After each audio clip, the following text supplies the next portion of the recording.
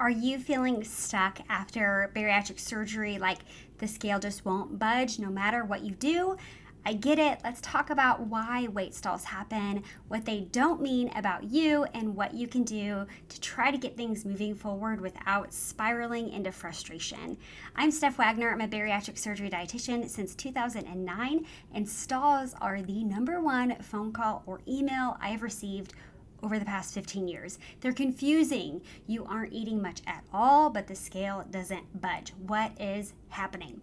Well, weight stalls after surgery are not only normal, they're expected. Your body has just been through a major surgery and it's adjusting to fluids, healing, hormonal shifts, and new eating patterns.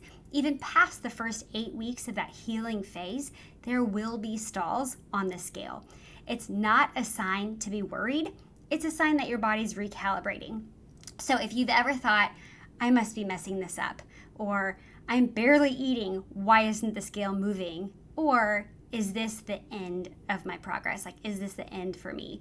Well, you're not alone. Again, it's the number one email, DM, phone call I've gotten. Nothing's broken. So let's break it down.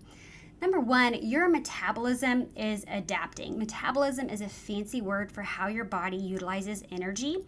And bariatric surgery is also called metabolic surgery. It allows your body to be more metabolically responsive, which is awesome. We love that. But it comes with a lot of change on a cellular level that you won't see on a scale. The scale is not sophisticated. It is not our best way to measure body change. It's just the easiest, so that's why we default to it, but it's really kind of dumb, honestly. We simply can't see all the way things are adapting in your body by stepping on a scale. So don't give the scale more clout than it's due. The scale might pause and tell you nothing's happening. There's just no way. Your body is still changing. Water weight, glycogen shifts, digestion patterns, they all play a role. And some stalls are from water retention, digestion changes, even constipation can stall the scale. It's not simply calories in, calories out. And there will be changes in body composition, which is why the scale alone is not our preferred unit of measurement. Waist circumference, body composition scales, lab values, blood sugars, blood pressure can be a lot more insightful than the scale alone. And let's face it, your pants will be falling down while the scale is still scratching its head like a dummy, right? Sometimes we just need to demote the scale because it really can't keep up. And it's a him problem, not a you problem, okay? It's the scale. Even if your scale isn't changing, you may be losing fat and gaining lean muscle, especially if you're staying active. That's progress. That's not a plateau. But the scale is not able to show you that because it's giving you one flat number. And gaining muscle is an investment in your future weight management plan. Muscle is metabolically active and will help you manage obesity and keep your bones and your joints safe as you're aging. We love preserving lean body mass, muscle, bone during significant weight loss, not just getting smaller. So again, the scale really isn't giving us the right information. Body composition is far more helpful for the long game strategy. But when you're annoyed and you want to see those numbers move and feel confident that you will see more body change, here's what you can do. Number one, recheck what I call the 5 bariatric pillars. Pillar number 1 is water. Make sure you're plenty hydrated. A dehydrated body won't metabolize fat very efficiently. So hydrate, water, drink water all day long except during your meal and for that 30 to 60 minutes after your meal. But if you are low on water, behind on water, that can cause your weight to slow down. Pillar number 2 is food quality. Focus on lean proteins and veggies. Don't panic cut your calories. Eat 2 bites of protein to any 1 bite of your veggies. So getting back to meal planning, looking out for grazing.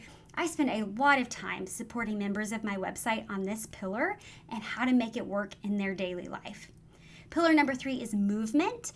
Any light movement helps. Walking, stretching, body weight exercises, just staying active and getting movement through the day, which also improves pillar number 4, which is sleep. So if you're sleeping less than 7 hours, your hormones like ghrelin and leptin may be out of whack, and that can also impact weight management. Sleep can be really challenging, but it could also be some place to put time and energy to figure out how sleep can be improved. Pillar number 5 is vitamins. Keeping up with them, deficiencies could affect energy and hunger cues, but in general, it's better and easier to prevent a deficiency than to treat one. Okay, the second thing is you could keep a 3-day check-in journal. So instead of obsessively checking your calories, you could just track when and what you eat for mindfulness, your hunger and fullness cues, your energy levels, your mood and your sleep, and just start noticing patterns without judgment. I offer food journal feedback to members of my website just so we can start being mindful, because sometimes we're just busy and we're not able to pay attention to something that might be right in front of us because we just have to keep going. And keeping a little journal about food and mood and energy can be really insightful. Number 3, talk about it. You're not supposed to do this alone. Share in community, ask questions, check in with your providers. Weight stalls feel scary, but they are a normal part of a long-term success. So we don't want to ignore them altogether. We want to learn what they are telling us, what else we could be looking at, what else we could be doing, how to help you feel your best. We don't want to ignore them, but we don't want to panic either.